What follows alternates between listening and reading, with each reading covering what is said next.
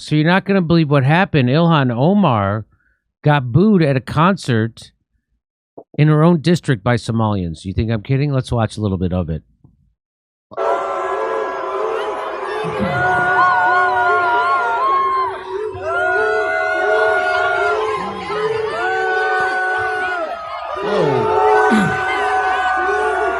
Jimmy, Yes. is she that bad at rapping?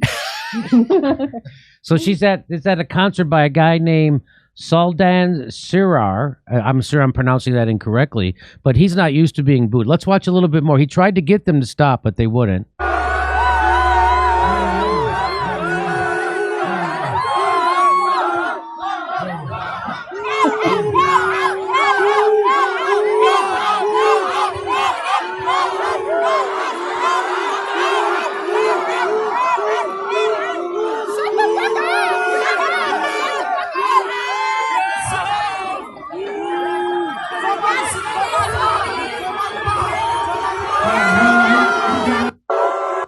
So I enjoyed that, but I didn't understand why they were booing her.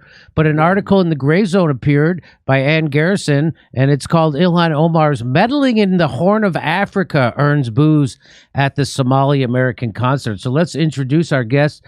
She's an independent journalist based in San Francisco Bay Area. She is a contributing editor at Black Agenda Report, as well as a contributor to Bayview, Black Star News, Counterpunch, the Gray Zone, and Pacifica Radio, where this show originated.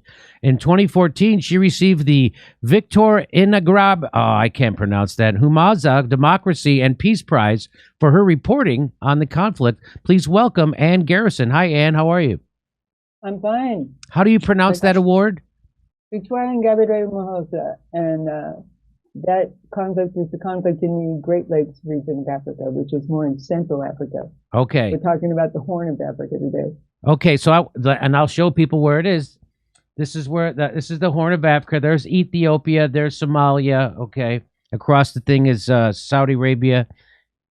Oh, hey, don't forget Djibouti. Got to talk about Djibouti. Djibouti's right here, right? Djibouti's right there. I have a little crib sheet. Okay. I'm so nervous that I got a little crib sheet, and the number of there are 8 foreign military bases in Djibouti. Really? The U.S., Germany, Spain, Italy, France, the U.K., China, and Saudi Arabia. So why do you think they're so interested in having military bases in Djibouti in the Horn of Africa? Extremely geostrategic, lots of resources, right on the Red Sea, the Arabian Sea, the Gulf of Aden, right across from Yemen and the Gulf states. So again, it's a strategic military because there's there's a lot of natural resources there to get to. And what's happening in Ethiopia right here. So now tell us, I know that there's the United States is trying to overthrow the Ethiopian government by backing with these rebels, and of course we're on the wrong side there. But those were Somalians that were booing her. Can you tell us why the Somalians were booing her? Yeah, she had a lot. Well, for one, they think that she promised some programs for youth and so forth. They've got some crime and problems with youth being drawn into it. They're in Minneapolis, and they think she didn't do enough of what she promised to help. But what seemed to be more significant is her policy in Somalia, where she's from, where she was instrumental in having a very, very popular president removed from office recently. That would be Mohammed Abdullahi Mohammed. So here, let me just show it. So they were upset with her role in the removal of Somali President Mohammed Abdullah Mohammed, or he's also known as Farmajo. Is that how you say it? Farmajo. Actually, that means cheese, and he got that nickname because he liked cheese. Oh, okay. And so he was very popular, and she was behind getting rid of him. And that was one of the examples of the Congresswoman's role in advancing U.S. meddling in the Horn of Africa. And so now they got rid of him, in Somalia as their leader, and as For now. soon as he was gone, and even before the formal transition of power, an oil and gas extraction contract with the U.S. corporation that Formaggio had blocked was back in play. Oh, so some good came out of this. So some good came out of it. Well, also before the formal transition of power, Biden announced that he was reintroducing troops into Somalia. Yes. Everyone everyone I've talked to in the three major countries in the Horn, that's Eritrea, Somalia, and Ethiopia, has told me that they were a lot better off when Trump was in office because Trump just wasn't very interested in them. He just left them alone. As soon as Biden came into power, even on the very night that he was elected, on November 3rd, the TPLF, which the U.S. backed for many, many years while they brutally ruled Somalia for 27 years, attacked the Northern Command military base there in Ethiopia, meaning it attacked its own army. It was a branch of the army, and it started a civil war on the evening that Joe Biden was elected. So to sum up, and it seems like Ilhan Omar is in bed with the military-industrial complex in Africa. Is that basically what's happening? It sure sounds like that. I'll tell you, when Biden announced that he was reintroducing his troops into Somalia, Trump had withdrawn them. Yes. It didn't stop Trump from bombing them, but Trump had withdrawn the troops. Is it fair to say, Anne, like really kind of what those people were mad about is that she sided with crackers over cheese? Well, crackers, I think Klansmen, not Ku Klux Klansmen. I might be using that term. I just meant U.S. Klan. I just got excited by saying the cheese thing. Okay, now I lost where. Oh, yeah. Okay, as soon as he announced that he was reintroducing his troops into Somalia, it was announced by some national security state reporters in the New York Times, and a very bland report, as though this was nothing to write home about. But the comments were some of the best writing I've ever read in the New York Times. There were like almost 200 comments, and people were furious, and they were eloquent, and most of them were furious because Biden was introducing troops into another country. Why? Right after the debacle in Afghanistan. But there was one person who was from Somalia who wrote a really eloquent response about how corrupt this election had been, about how the U.S., the UAE, and Kenya had bribed the parliamentarians who elected him. It was not a one-man, one-vote election. Like the Democratic forces there had been pushing for a one person, one vote election, which they've never had. They were pushing for that. Formaggio was pushing for it. The U.S. opposed it. And so, let me go back to this map. So, Okay. so the president of Somalia, who they just got rid of, he had entered. For now. Let's say they got rid of him for now. He's still around. Yeah, they got rid of for now. The United States got rid of. They immediately sent troops back into Somalia. They immediately sent in a U.S. corporation to extract the oil. And Ilhan Omar was supportive of this, which is why people in her own town from Somalia are booing her at a rap concert. Also, the president of Somalia hooked up with, how do you say the name of this country? Eritrea? Okay. Eritrea. So they had actually started a peace agreement because there's a war going on, and they actually had a peace agreement. Well, the United States can't have that.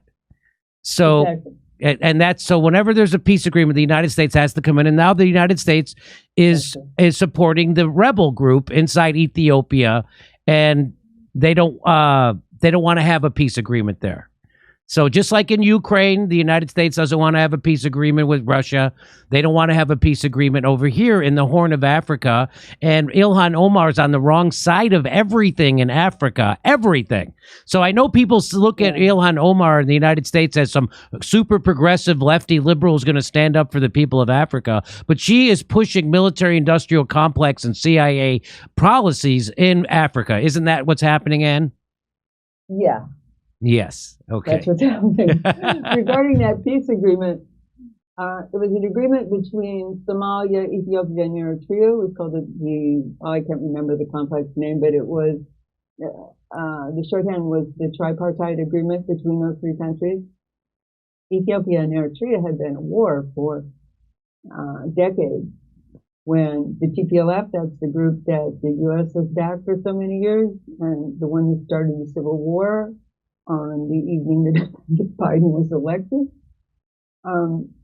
Ethiopia and Eritrea, when Eritrea was, ruled by the TPLF, had been at war for decades. When the TPLF was finally pushed out of power, in a matter of months, the new prime minister negotiated peace with Eritrea. And then a few months later, there was an agreement on regional cooperation between Eritrea, Somalia, and Ethiopia. And, I hate to say it, but Trump was in power and he was just leaving them alone. And a new kind of hope of peace and development and regional cooperation emerged in the Horn. It was dashed when Biden became president, much more aggressive. And so here's the part that people don't want to hear, and this is the part that they don't ever say in the United States media, but I'm going to say it here, and then people will take me out of context and attack me, which is what they like to do. But so let's go back to this map. So now there was a peace agreement between Somalia, Ethiopia, and Eritrea, and they had a peace agreement. They had been fighting for a decade, and Trump's big idea was to let them deal with the problem themselves. And he was hands off. And the people of this region, the Horn of Africa, were more appreciative of Donald Trump's handling of the situation than they are of Biden. In fact, they said when Trump was in power, he didn't screw with their system. But now that as soon as Biden got elected, he puts troops back in Somalia. They start extracting natural resources. He starts funding the rebels to overstart a civil war. Again, that's exactly what the United States always does. That's our classic playbook of imperialism and hegemony, and we're doing it now under Biden. So it was better for these people in the Horn of Africa under Trump than it is under Biden. You know what this reminds me of, kind of? When remember back when Cecil the Lion got shot and everybody was mad because that dentist. Yeah. So, I don't remember what country. I want to say Kenya. I could be wrong, but an African guy wrote to the New York Times and he was like, "Do you guys just hate us because we're African? Like, lions kill us, and like, we need dentists and not lions. Like, Like, do you just not care at all about how?" And the answer is no, they don't. They care about Ilhan Omar is supposed to be representation, but not representation. Right. She's supposed to be. She's the identity politic nod. Poster. Yeah. She's not actually representing their interests. Yeah. Right. Anything? No, wait, there's something we should say to be fair here, and I don't know the details of this, but Ilhan Omar is known for speaking out for Palestine. Yes, she is. She is. And Donald Trump was the absolute worst. Was the worst for Palestine. I mean, they named the street and the square after him, and it was so bad that Human Rights Watch actually turned around. Norman Finkelstein wrote and talked about this. Human Rights Watch actually turned around on Palestine, in part because its wealthy Jewish donor base turned around because of Trump's closeness to Netanyahu and because of Black Lives Matter. They became embarrassed and became acceptable for Human Rights Watch to speak out for Palestinians. Okay, so I'm not sure what all that's about. But another thing about Trump, to be fair, is that he left them alone, but as he was leaving office, he made this cockamamie statement about blowing up the dam. A lot of what happens in this whole region is about the Grand Ethiopian Renaissance Dam.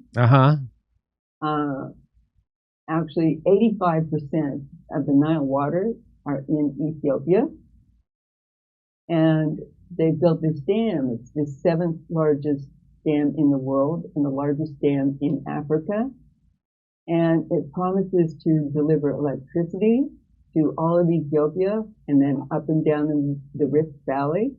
They're already selling electricity to other countries south of Ethiopia. And part of the tension here is that, Egypt has the Great Aswan Dam, and they're competing to sell electricity to these other countries, but they're also competing for the water. And Egypt keeps bringing up these treaties, these moldy old colonial treaties, to claim that it has the right to all the Nile waters. Well, 85% of them originate in Ethiopia. So, Oh. yeah, that's what's called the Blue Nile, although they call it the Abai. They call it the Abai River. But Egypt also doesn't seem to want Ethiopia to emerge as a regional powerhouse. They want the Nile, they want all the Nile waters, and they don't want to see Ethiopia become so powerful and compete with them to sell electricity. Well, Egypt and Israel are allied, so because Trump was allied with Israel, near the end of his presidency, he made this comment about how Egypt might blow up that dam. Well, the dam's very heavily guarded. The dam's finished. It's producing electricity. It's selling electricity beyond Ethiopia's borders. So that seems unlikely, but this hassling about the dam continues. And it seems very likely that Egypt is funding the TPLF and a lot of these other rebel movements inside Ethiopia, because there was a leaked 2012 cabinet meeting in which they said, well, we don't like what's going on here. We don't like Ethiopia building this big dam and claiming some of the Nile waters, 85% of which are in Ethiopia. And so we should fund these various guerrilla movements in Ethiopia. So this is one of the other, biggest threats to all the potential, all the hope in this region that rose, as I said, when Trump was president, and he just left them alone. In both Somalia and in Ethiopia, you have an attempt at nation building to overcome tribalism, in Ethiopia tribalism, and in Somalia clans. And I think everybody here knows enough about U.S. foreign policy to know that U.S. claims it's going in to promote democracy, but instead it promotes ethnic division, and in the case of Somalia, clan division, which makes it impossible for these countries to emerge with all the potential that they have. So again, it turns out that the United States and our allies are actually the terrorists. We're the speaking of terrorists, let me tell you about that. I've been sitting on these Twitter spaces. You know what a Twitter space is? Yes. Yeah. Okay. So, I meant to tell you this at the beginning, since I get the feeling it's a comedy show. I'm in a Twitter space yesterday with a lot of Somalians, and they're all screaming. They're all screaming at me about everything the U.S. has done to them. And I did you say you're welcome? Yeah. I interrupted a few times to say, look, I know that the U.S. is a bad actor here, a very bad actor. And that's everything I've written about it. It said they're bad actors, but they couldn't really stop. And so I finally said, okay, I owe this to them. It's my job to do penance for what my government has done here. Oh, and here's when at the end I said, well, okay, I already wrote about this for the Gray Zone. Since we spent all this time, let me tell you what I can do. I think I might have a chance to be on the Jimmy Dore show. You know what the Jimmy Dore show is? I said, oh, yeah, we all watch the Jimmy Dore show. Oh, well, that's good to hear. Well, we've covered the Horn of Africa before with someone, a news reporter from there. So we got the straight dope. So we kind of knew a little bit about what's happening over there before you. So yes, that's right, Hermela. And she gave us a lot of great information. So and your article, I want to remind everybody to check out your article. It's at the Gray Zone. It's called Ilhan Omar's Meddling in Horn of Africa Earns Booze at Somali American Concert. It was published July 13th over there. It's Ann Garrison. And thank you so much for sitting in with us and giving us the information. And thanks for writing that article. There's lots of great stuff in that. You know, I heard this story. I saw like 3 clips of, hey, she got booed, and I couldn't find what the hell they were booing for. Like, I'm so glad somebody found out, because I'm like, what? They're just, was she singing? Like, why? Why did this happen? So go ahead. You know, the Republicans, she has a Republican challenger, and they obviously had no understanding of what it was about at all. But they immediately got on television and said, Oh, it's because they're rejecting all of her progressive values. Yeah, that's not why. They're I heard really- some nonsense like that too, and I was like, that Yeah. can't be what it is. Oh, they didn't know anything. Yeah. Okay. All right. Well, Okay. I'm glad we could debunk the misinformation about why people were booing her, and we could give you the real information. Ann Garrison, thanks so much for spending time with us, and everybody check out her work over at the Gray Zone. Thank you very Oh, much. hey, Jimmy, there's something I forgot that I promised to do just real quick. Sure. I'm also right now I'm working on a piece on Karen Bass, your next mayor there in LA. Oh, no kidding. Wait a minute. You mean this Karen Bass? Karen Bass, she happens to be the vice chair of the National Endowment for Democracy. So, as we all know, the National Endowment for Democracy Oh. is a CIA cutout. What they really do is they go and they try to overthrow governments through propaganda and stuff like that. Right. She's also the chair of the House Foreign Relations Subcommittee on Africa. So just a note, I promised to plug Black Agenda Report because Margaret Kimberly gave me a little extra time to finish my piece on Karen Bass so I could be on the Jimmy Dore show. Oh, okay. So, is that when is that article coming out? Wednesday. Okay, so we'll take a look at it. Maybe we'll bring you back to talk about Karen Bass. Okay. Okay. All right. Yeah. Thank you very Bye-bye. much. Thanks again, Ann. Sacramento, back here in Los Angeles, Bakersfield, Indianapolis, Louisville, Cincinnati, Tulsa, Oklahoma City. Go to jimmydorecomedy.com for a link for all the tickets for all our shows.